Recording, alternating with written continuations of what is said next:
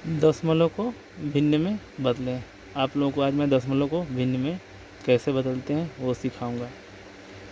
आपका यहाँ पे 0.2 है, इसको भिन्न में बदलेंगे तो जो दशमलव के आगे आपका जो 2 है ना, दशमलव के आगे आपका एक अंक है।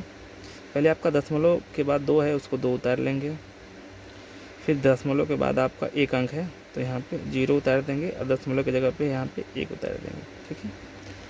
और यहाँ पे आपका मान लीजिए 0.40 है, तो पहले आपको 40 को 40 उतार देंगे और दशमलव के बाद आपका 2 अंक है तो यहाँ पे 2 0 हो गया और दशमलव का यहाँ पे 1 हो गया, तो ये आपका 40/100 हो गया। ठीक है।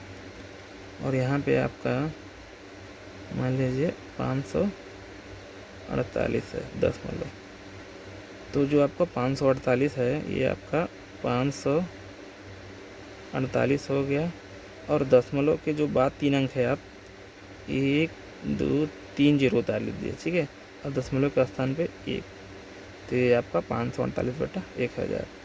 तो ऐसे दशमलव लगाते हैं। दशमलव को भिन्न में बदलना बहुत छोटी सी बात है, कोई इसमें दिक्कत वाली बात नहीं है। ठीक है।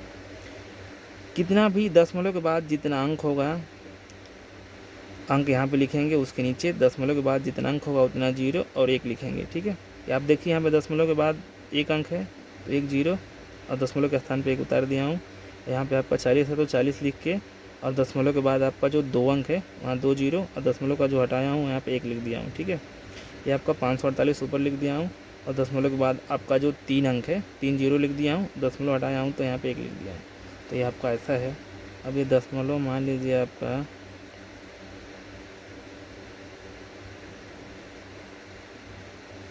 3 4 1 5 है। ठीक है। तो आप लिखेंगे 3 4 1 5। ठीक है। अब 3 4 1 5 लिख देंगे।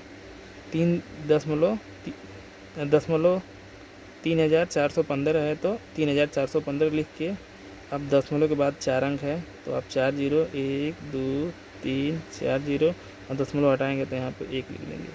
तो ये दशमलव को भिन्न में ऐसे हम लिख सकते हैं। ठीक है।